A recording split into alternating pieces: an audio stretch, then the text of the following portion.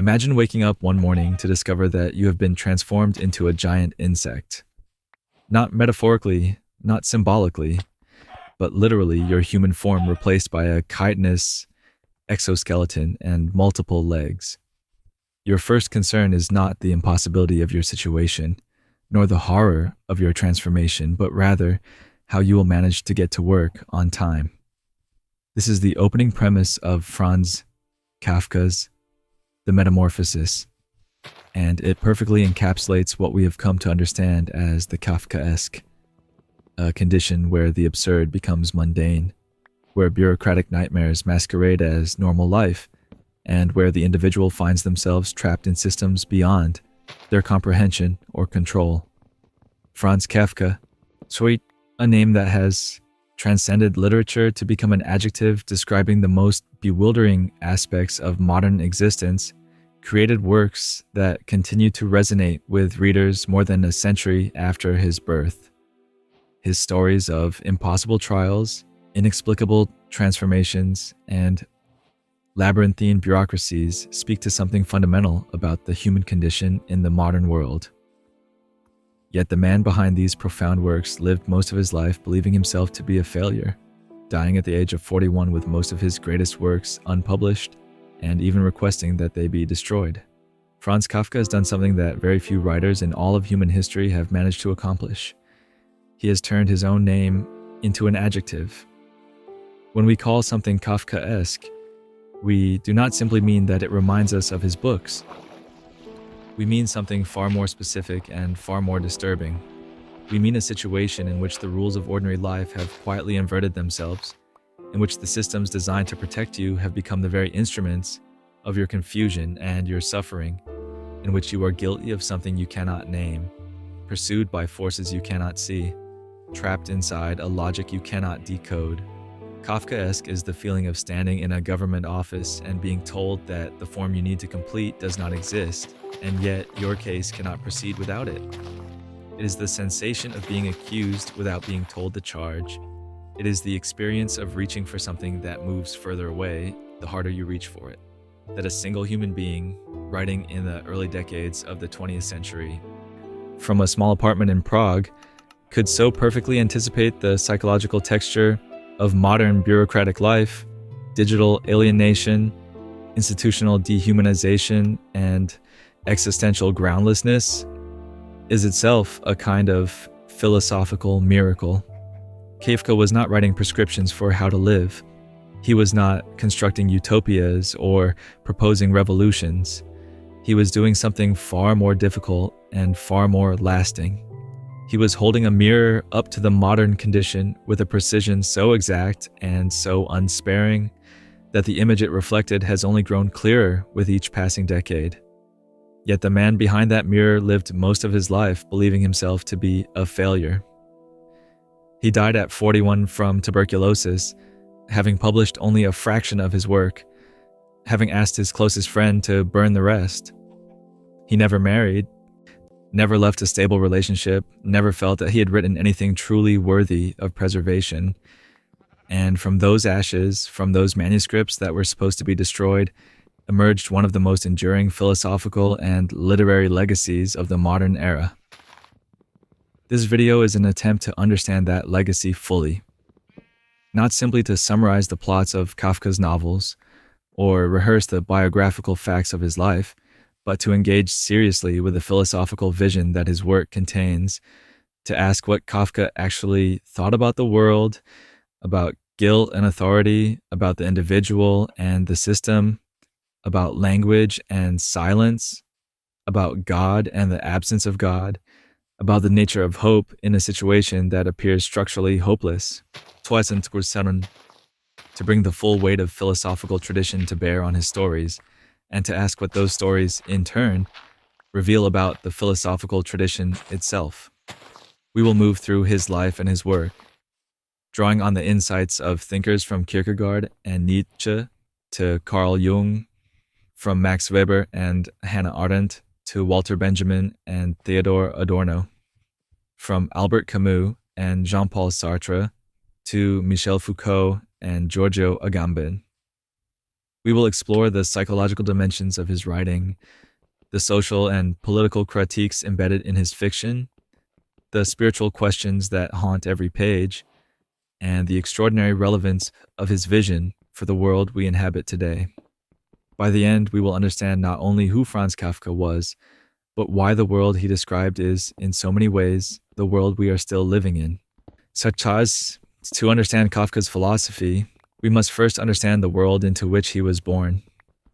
Prague at the end of the 19th century was one of the most intellectually charged cities in Europe, a place where multiple civilizations overlapped and sometimes collided.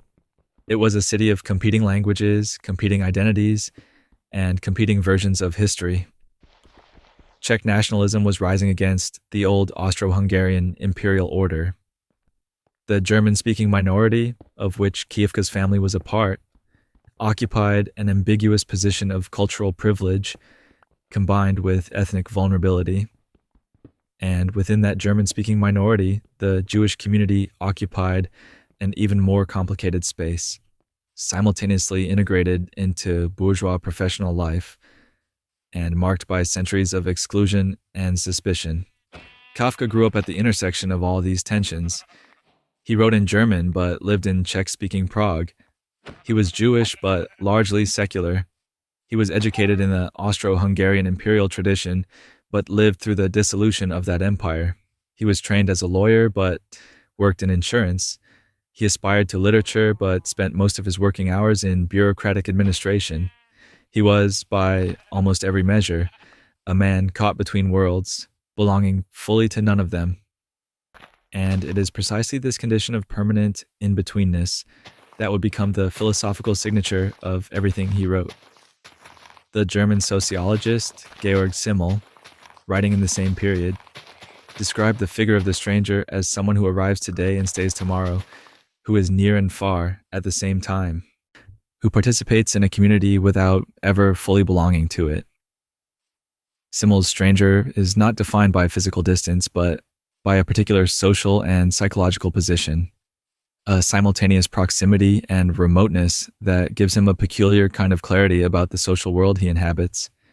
Kafka's entire life fits this description with almost uncomfortable precision, and his fiction is in many ways the literature of that perpetual strangeness. Central to any understanding of Kafka's philosophical development is his relationship with his father, Hermann Kafka. This relationship has been discussed so extensively that it risks becoming a cliché, but its significance cannot be overstated because it was not merely a biographical fact. It was the experiential foundation of Kafka's entire philosophical vision. So, Hermann Kafka had grown up in genuine poverty, the son of a village butcher in rural Bohemia, and had clawed his way into the Prague bourgeoisie through sheer force of will, physical toughness, and commercial aggression. By the time Franz was born, Hermann had established a successful dry goods business, married into a more educated family, and positioned himself as a respectable and commanding figure in his social world. Everything about Franz was the opposite of what Hermann represented and valued. Where Hermann was physically robust, Franz was constitutionally frail. Where Hermann was emotionally direct, even brutal, Franz was introspective and hesitant. Where Hermann had achieved material security through pragmatic determination, Franz was drawn to literature, to philosophy, to the exploration of inner states that his father regarded as self-indulgent weakness. Hermann's disappointment in his son was not subtle or private. It expressed itself constantly in gestures of contempt, in comparisons that always favored Hermann's own impossible standard of toughness, in a fundamental inability to recognize or value anything that Franz actually was. Carl Jung's analytical psychology provides a powerful framework for understanding this dynamic and its consequences. Jung identified what he called the negative father complex as a psychological configuration in which the father's dominant and critical presence becomes internalized by the child as a permanent source of judgment and inadequacy. The father does not simply criticize from outside. He becomes a voice within, a superego that judges every thought, every ambition, every desire, and finds it wanting. Kafka's famous letter to his father, written in 1919 and running to nearly 50 pages, though never delivered, is one of the most extraordinary documents of this psychological condition ever written.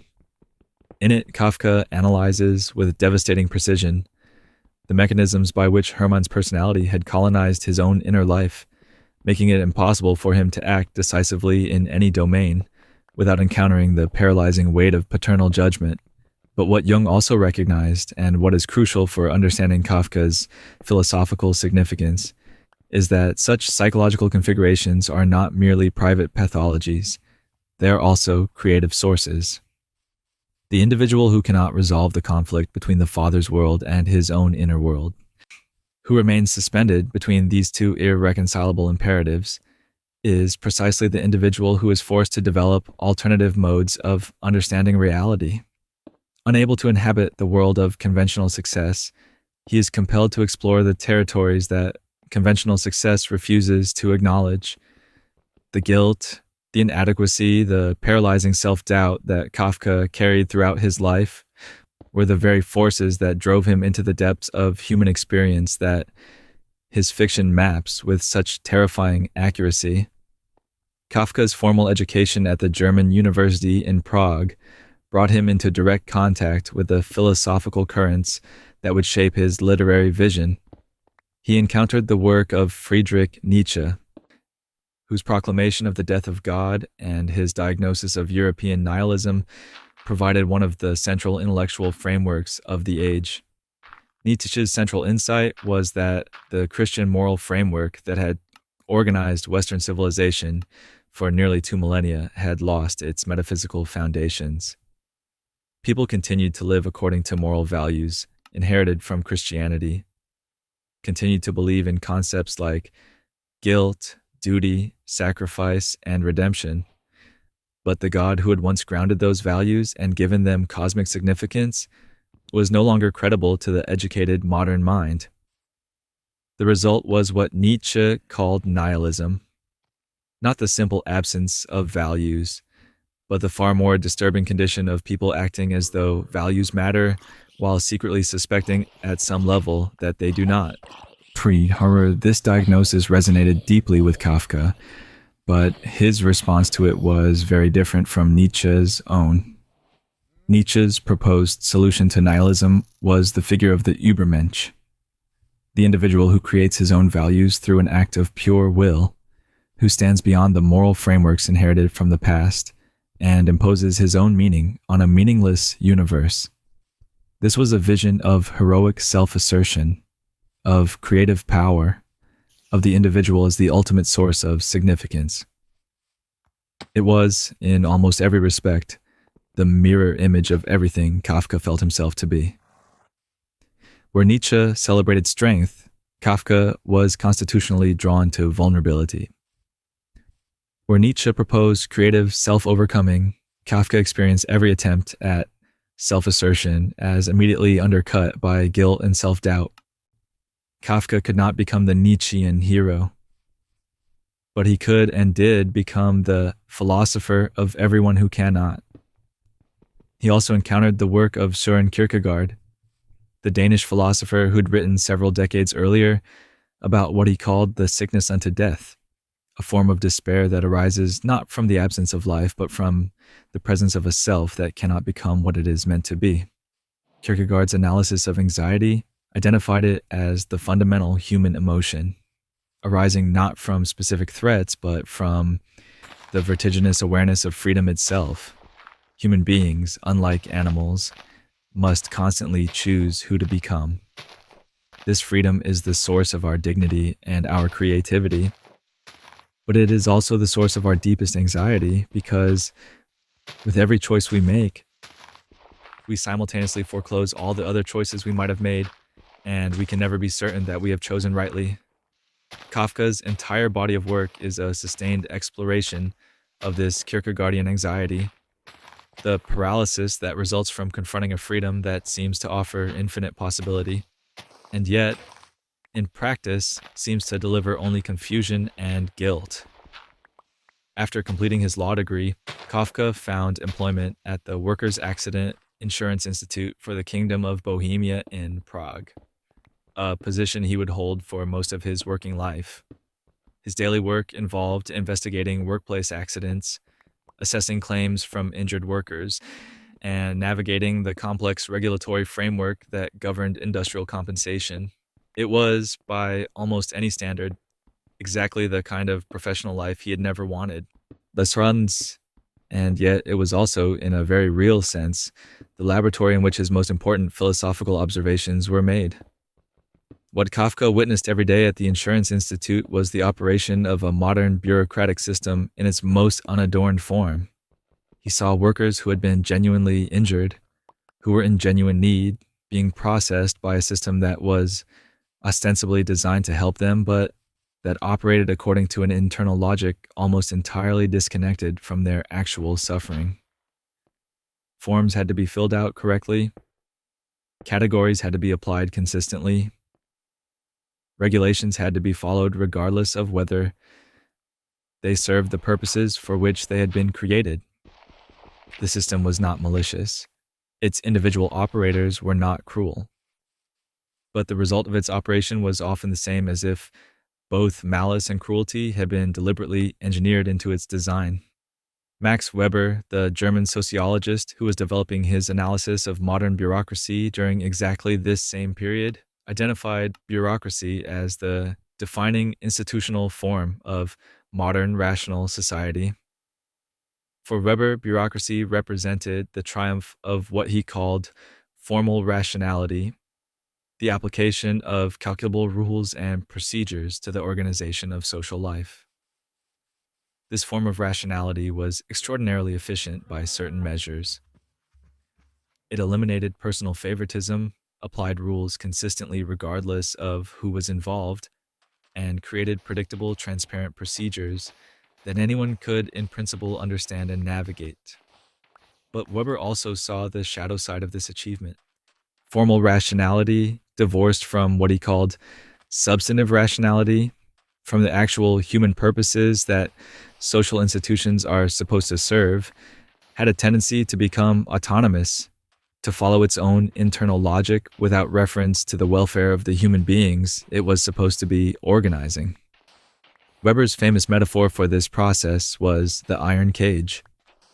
Modern individuals, he argued, found themselves increasingly confined within rational systems they had not chosen and could not escape, systems that operated with mechanical regularity regardless of individual human needs or aspirations.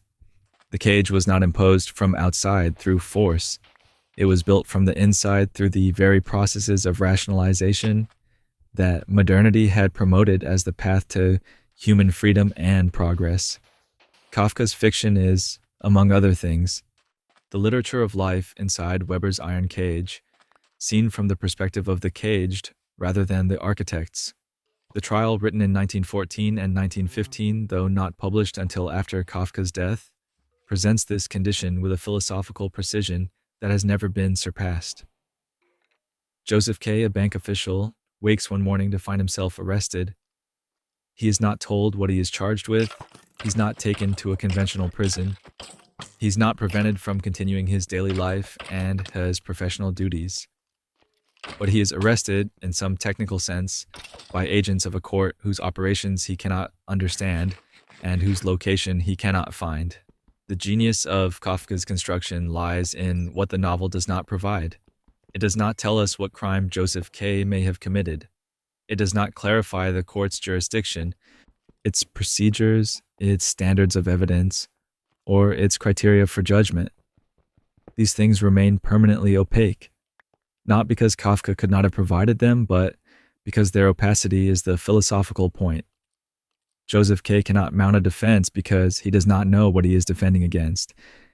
He cannot appeal to reason because the court does not operate according to recognizable, rational principles. He cannot seek justice because a justice, in the world of the novel, is a concept that the court appears to have no interest in. Albert Camus, in his 1942 essay, The Myth of Sisyphus, identified the trial as one of the greatest literary explorations of what he called the absurd, the fundamental tension between the human need for clarity, meaning, and justice, and the universe's apparent indifference to that need. Shiuri. Camus argued that Kafka's work was distinguished from other explorations of the absurd by its refusal of false resolution. Kafka neither allowed his characters to achieve the clear-eyed acceptance that Camus himself recommended, nor did he permit them the consolation of religious faith that Kierkegaard had proposed. Instead, Kafka's characters remained suspended in a condition of perpetual seeking, reaching for a clarity that is always just out of reach, unable to accept their situation and equally unable to escape it. But Camus' reading, while illuminating, misses something essential about Kafka's philosophical radicalism. Camus read Kafka as a philosopher of the absurd who stops just short of the correct response. He thought Kafka's characters should have arrived at the clear rebellion against meaninglessness that Camus himself advocated, and that their failure to do so represented a kind of philosophical timidity. What this reading fails to appreciate is that Kafka's refusal of resolution is not a failure of nerve. It is a diagnosis. The condition of perpetual seeking without resolution, of guilt without transgression, of prosecution without charge, is not a metaphysical curiosity. It is the actual psychological condition of millions of people living within modern institutional systems.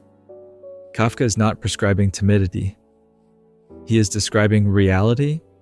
If the trial explores the experience of being pursued by an incomprehensible system, the castle explores the equally vertiginous experience of trying to reach one.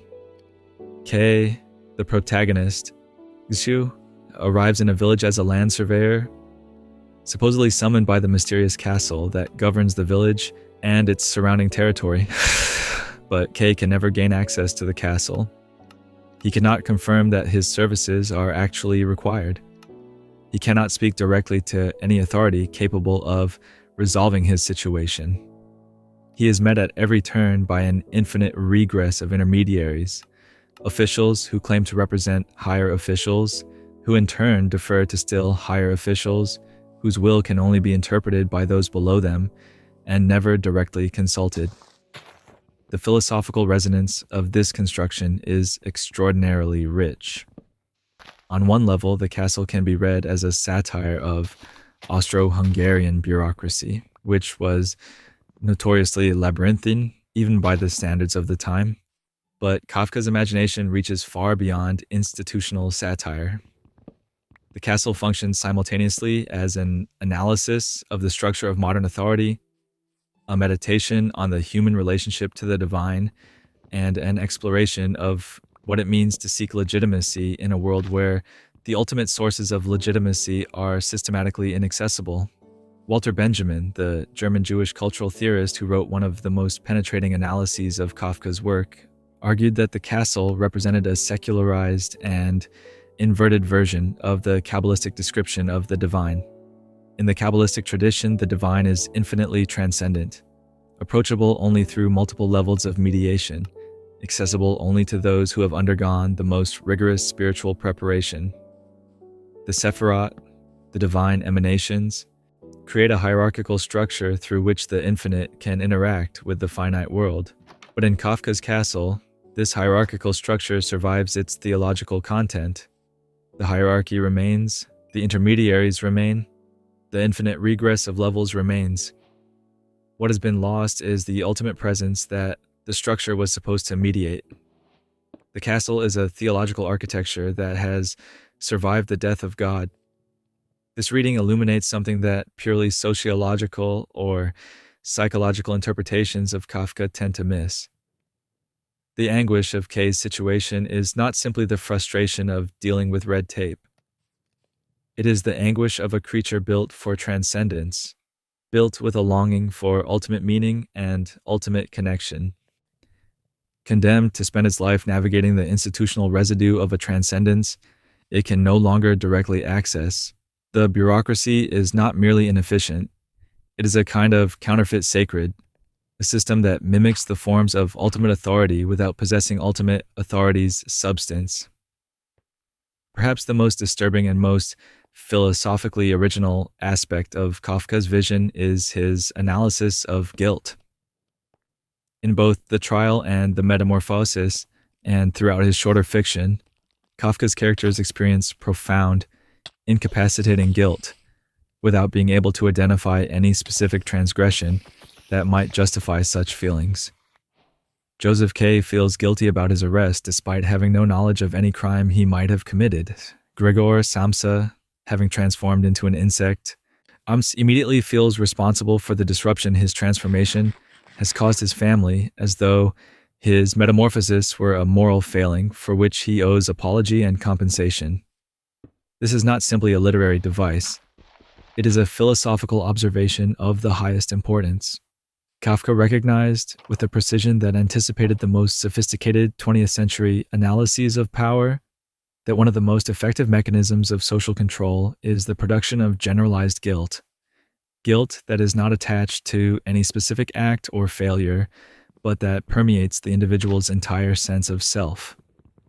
A person who feels specifically guilty about a specific act can confess, make amends, and be released from guilt.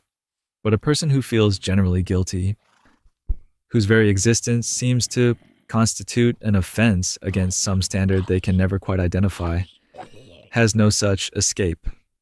They remain permanently vulnerable, permanently in debt to an authority whose demands can never be met, because those demands have never been clearly articulated. Sigmund Freud had analyzed the mechanism of neurotic guilt in clinical terms, identifying it as arising from the conflict between unconscious impulses and the demands of the superego, the internalized voice of parental and social authority. But Kafka's contribution goes beyond Freud's clinical framework. Kafka recognized that this psychological structure, which Freud understood as a pathology of individual development, was also a structural feature of modern social organization. Modern institutions systematically produce in individuals a sense of inadequacy and potential transgression that keeps them compliant, self-monitoring, and permanently susceptible to the exercise of authority. The guilty individual does not need to be coerced into submission. She submits preemptively because submission is the only response that her guilt makes available. Michel Foucault, writing decades after Kafka, but exploring related territory, analyzed the mechanisms through which modern power produces what he called docile bodies, individuals who internalize disciplinary norms so thoroughly that they become their own most effective supervisors. Foucault's concept of the panopticon, the prison designed so that inmates can never know whether they are being observed and therefore must behave as though they always are, describes at the level of institutional design what Kafka's fiction describes at the level of subjective experience. The Kafka protagonist is always in the panopticon. He is always being watched by an authority he cannot see and cannot confront, always being judged by standards he cannot fully understand, always on the verge of a transgression he cannot precisely identify. The Metamorphosis, arguably Kafka's most perfectly executed work, literalizes all of these philosophical themes with an economy and a precision that is almost unbearable to witness. Gregor Samsa wakes one morning to find that he has been transformed into a giant insect. This premise, which Kafka presents without any attempt at explanation or justification, is not a metaphor in any simple sense. It is a thought experiment, a philosophical scenario designed to examine what happens when the mask of social utility is stripped away from a human being and only the bare creature remains. Gregor's first concern after his transformation is not the impossibility of his situation, but the practical problem of getting to work on time. This response, which strikes readers as simultaneously funny and horrifying, is philosophically precise. Kafka is showing us that Gregor's identity had been so completely constituted by his function in the economic system that even after his transformation into something inhuman, his first impulse is to perform that function. His value to his family had been entirely instrumental. He was the breadwinner, the one who paid the mortgage, whose salary kept the household running. Once that function can no longer be performed, his family's grief and love dissolve with remarkable speed into irritation, embarrassment, and eventually the barely concealed desire for his disappearance. The American sociologist C. Wright Mills, writing in the 1950s, described what he called the sociological imagination as the capacity to perceive connections between personal troubles and public issues, to understand how individual suffering is structured by social forces that operate independently of individual choice or failure. Kafka's Metamorphosis enacts this imagination in fictional form. Gregor's transformation is not simply a personal catastrophe, it is a revelation of the structures that had always governed his life and his relationships, structures that remained invisible as long as he continued to function within them, but that become brutally apparent the moment he cannot. There is also a dimension of the metamorphosis that connects it directly to the existentialist analysis of authenticity. Martin Heidegger, in Being and Time, published in 1927, argued that the most fundamental human possibility is that of authentic existence, a mode of being in which the individual confronts her own mortality and her own freedom directly, without hiding behind the anonymous structures of what Heidegger called the Das Man, the they-self, the impersonal average existence into which modern people typically retreat in order to avoid the anxiety of genuine selfhood. Gregor Samsa, before his transformation, was entirely a Das Man creature. He had never confronted his own existence directly. He had lived entirely within the structures of family obligation and economic function.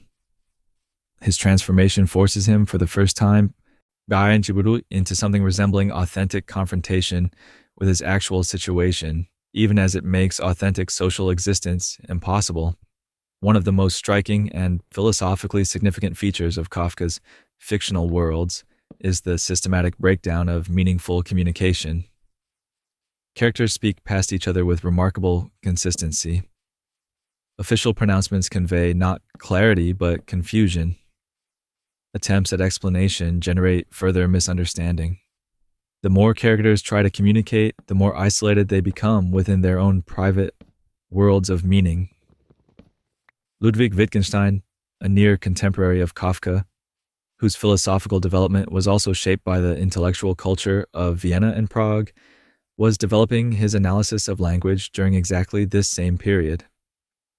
Wittgenstein's later philosophy, Heinz's, elaborated in his philosophical investigation, emphasized that language is not primarily a system for transmitting pre-existing meanings from one mind to another.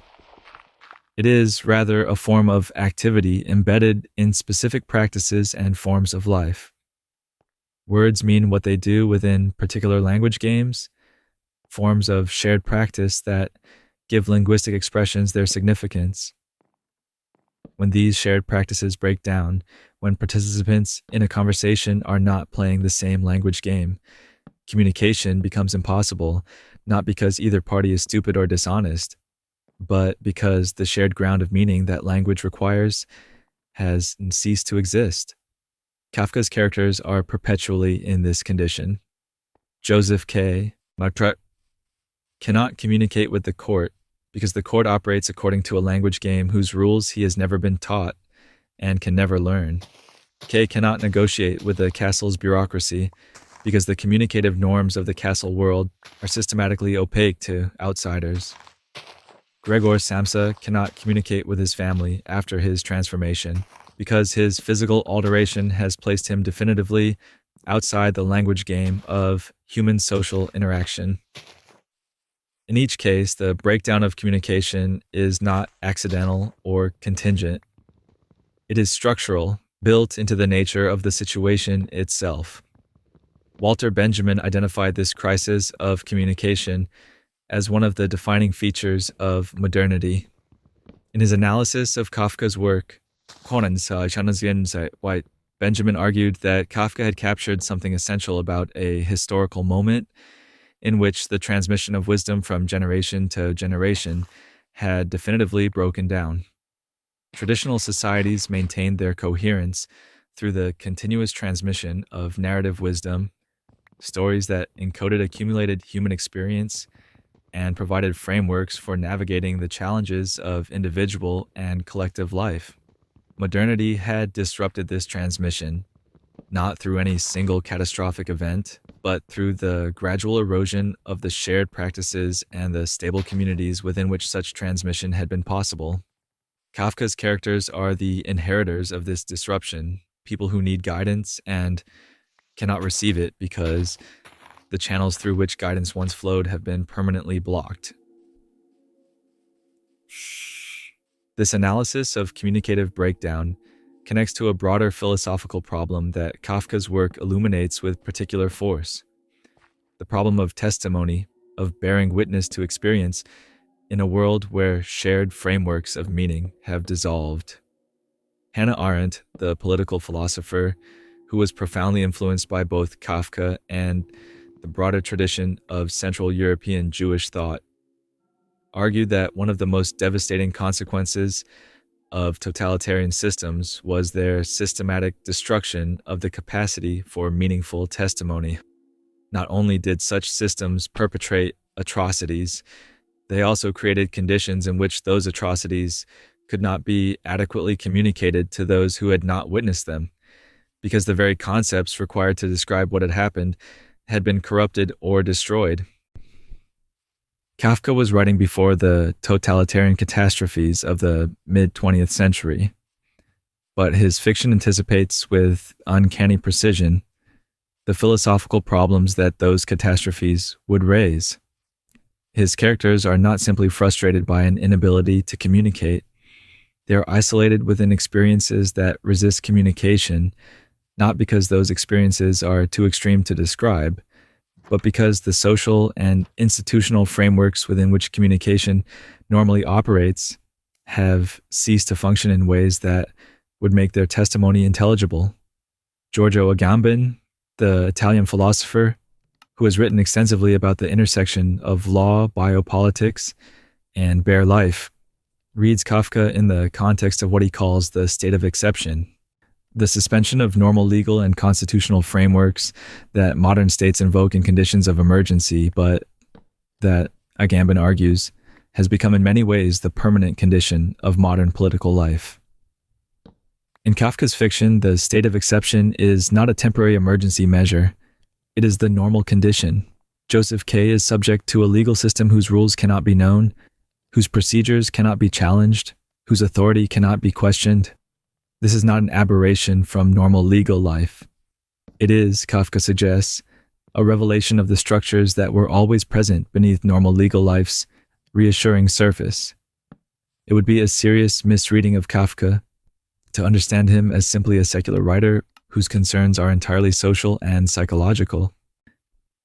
His work is pervaded by spiritual questions of the most fundamental kind, questions about the relationship between the human and the divine, about the nature of transcendence and its accessibility, about the meaning of faith in a world where the objects of faith have become permanently uncertain. But it is equally mistaken to read him as a religious writer in any conventional sense. Kafka occupies a unique position in the history of modern spiritual thought, one that might be described as theological without theology or as negative mysticism. The Jewish mystical tradition of Kabbalah, with its elaborate cosmological structures and its insistence on the infinite distance between the divine and the human, provides one important framework for understanding Kafka's spiritual vision. Giant Kabbalistic thought describes a universe in which divine light has been shattered and scattered throughout the created world, each shard imprisoned within a material husk or shell. The spiritual task of human existence is the recovery and elevation of these divine sparks, their gradual reassembly into something approaching the primordial unity from which they came. This is a vision of a world in which the divine is present everywhere and accessible nowhere, in which every object and every experience contains a hidden, sacred dimension that most people never perceive. Kafka's fictional worlds embody this structure in a deeply ironic form. The castle is everywhere present in the village's life, governing every aspect of social existence, and yet permanently inaccessible to direct approach. The court in the trial is omnipresent, operating through every social institution, and yet impossible to confront directly. The divine, or its institutional surrogate, is the invisible center around which all social life organizes itself, and yet it offers no direct revelation, no redemption, no resolution. It is the absent presence that structures everything by virtue of its absence.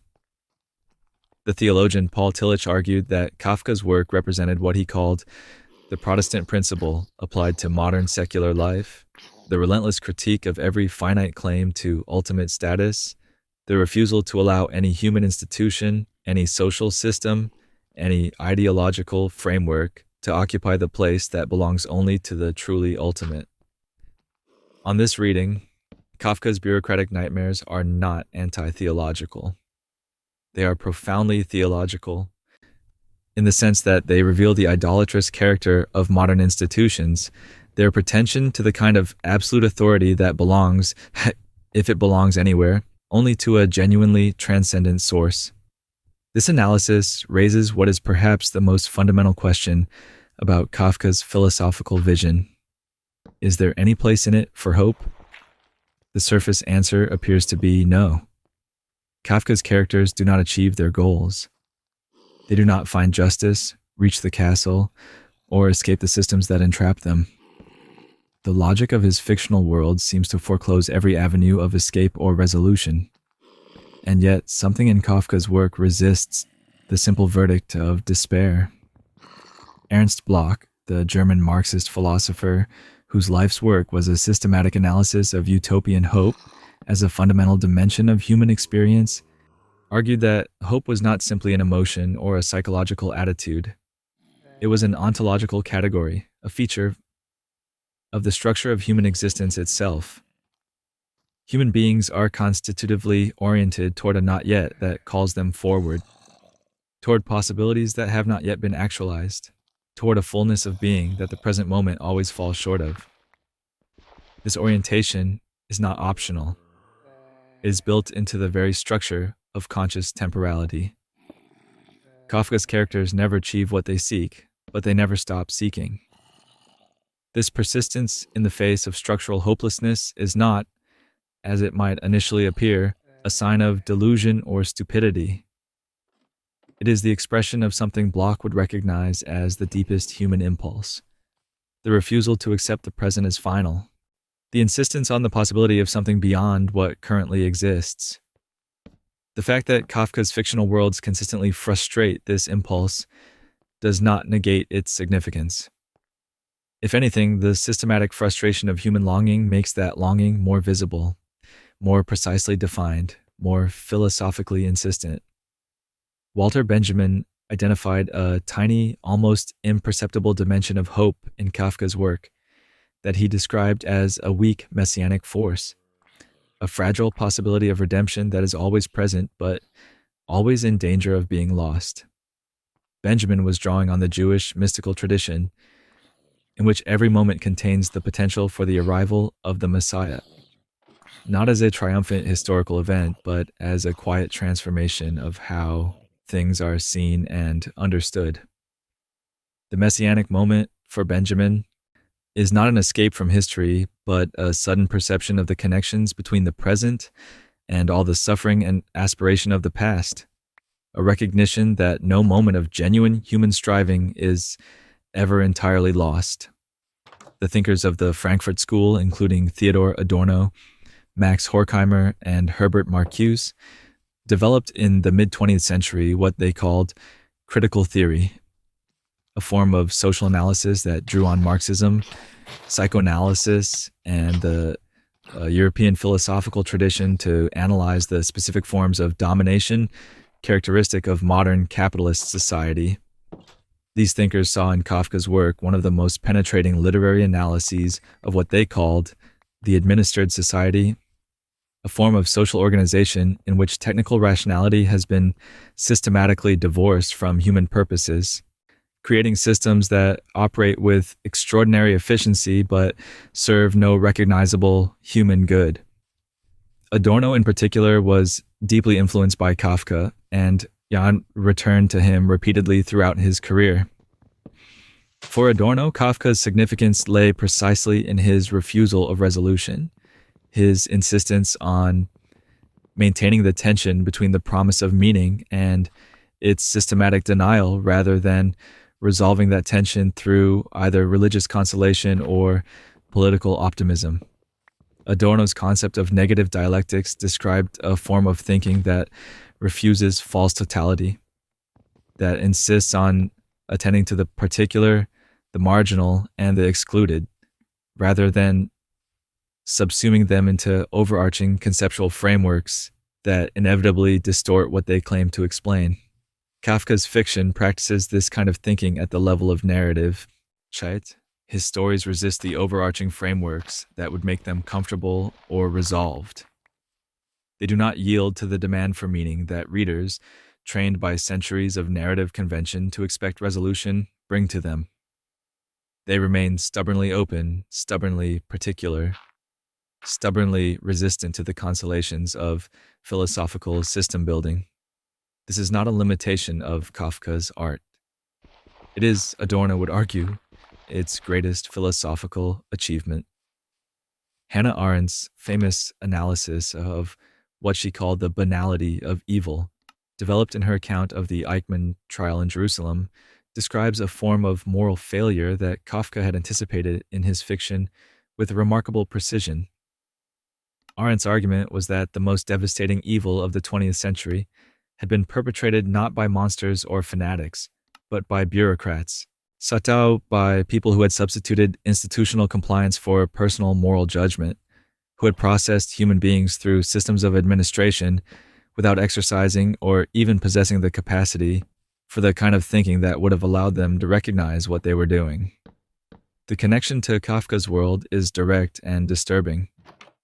The officials and functionaries who populate his fictional landscapes are not, for the most part, malicious.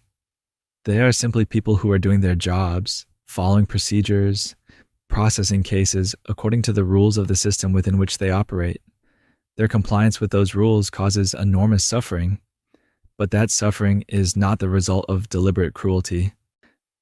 It is the byproduct of a form of institutional organization that has systematically removed moral judgment from the process of administration.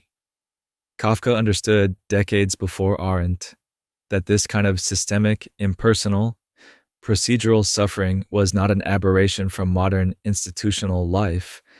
It was its characteristic product. The philosophical analysis that Kafka's work contains has proven remarkably prophetic in relation to the forms of institutional and technological organization that have developed since his death. The digital age has created new versions of the Kafkaesque condition that are in some ways more pervasive and more subtle than anything he could have imagined, though the underlying structures he identified remain precisely relevant. Algorithmic systems now make decisions of enormous consequence for individual lives, determining creditworthiness, employability, insurance rates, and parole eligibility according to criteria that their subjects cannot access, challenge, or understand. The logic of these systems is not simply opaque. It is constitutively opaque, not as a temporary technical limitation, but as a fundamental feature of how machine learning systems operate. The algorithm that determines whether you get a loan or a job offer does not follow rules that could in principle be articulated and examined. It follows patterns in data that no human being fully understands, patterns that may reflect systematic biases in the data from which they were derived, but that present themselves as neutral and objective. This is the structure of Kafka's court rendered in silicon. The authority is everywhere present and impossible to confront directly. Its decisions are final and their justification is inaccessible. The individual who seeks to understand why she was denied, who tries to challenge the decision, encounters an infinite regress of intermediaries. help desks, and dispute processes and appeals procedures that are themselves automated, each referring her to a level above it that is equally inaccessible. The iron cage has become a digital architecture, and it is significantly more efficient than anything Max Weber imagined. Kafka's influence on subsequent literature is so pervasive that it is almost impossible to measure. Writers as different as Jorge Luis Borges, Samuel Beckett, Gabriel Garcia Marquez, Haruki Murakami, and Paul Auster have all been shaped in fundamental ways by his example, and the list could be extended almost indefinitely. What Kafka gave to literature was not primarily a set of themes or techniques, though both themes and techniques were among his gifts. What he gave was, more fundamentally, a demonstration that fiction could operate at the intersection of the psychological, the social, the political, and the metaphysical simultaneously, without reducing any of these dimensions to any of the others. Samuel Beckett, whose plays and novels explore a similarly bleak territory of human persistence in the face of radical meaninglessness, described his own relationship to Kafka in terms that illuminate what was most essential about Kafka's achievement. Where Beckett found his way to a kind of austere comedy in the face of the absurd, Kafka maintained a tone that is simultaneously deadpan and devastating. In Tieber, treating the most extraordinary situations with a bureaucratic matter-of-factness that intensifies rather than diminishes their horror. This tonal achievement is itself a philosophical stance, a way of refusing both the comfort of tragic grandeur and the escape of satirical distance. Borges, the Argentine master of philosophical fiction, recognized in Kafka a predecessor in the project of creating narrative spaces that embody philosophical problems rather than simply illustrating them. Borges's labyrinths, his libraries, his infinite regressions and circular arguments are all developments of possibilities that Kafka first opened. And in the work of Garcia Marquez and the broader tradition of magical realism, Kafka's technique of presenting impossible situations with complete narrative calm has been extended into an entire aesthetic mode. Kafka's contribution to philosophy is less often acknowledged, but equally significant. He demonstrated that certain forms of philosophical truth can be more effectively communicated through narrative than through argument, that the lived texture of certain kinds of experience, the specific quality of bureaucratic entrapment, of guilt without transgression, of seeking without finding, can be grasped through fiction in ways that resist the abstracting tendencies of philosophical discourse. This is not a claim that Kafka is more important than the philosophers who have analyzed similar themes. It is a claim about the complementary roles of fiction and philosophy in the project of understanding human experience. Philosophy argues. It proposes theses and defends them against objections. It builds systematic frameworks and tests them against competing frameworks. Fiction enacts. It creates situations in which the reader participates imaginatively. Situations that can convey the specific, particular, irreducible quality of certain kinds of experience with a fidelity that philosophical argument cannot match. Kafka's great philosophical achievement was to find the narrative forms adequate to the specific experiences of modern institutional life. Experiences that had been named by sociologists and analyzed by psychologists, but that had never before been so fully inhabited from the inside. When we read The Trial, we do not simply learn that modern legal systems can be irrational and arbitrary.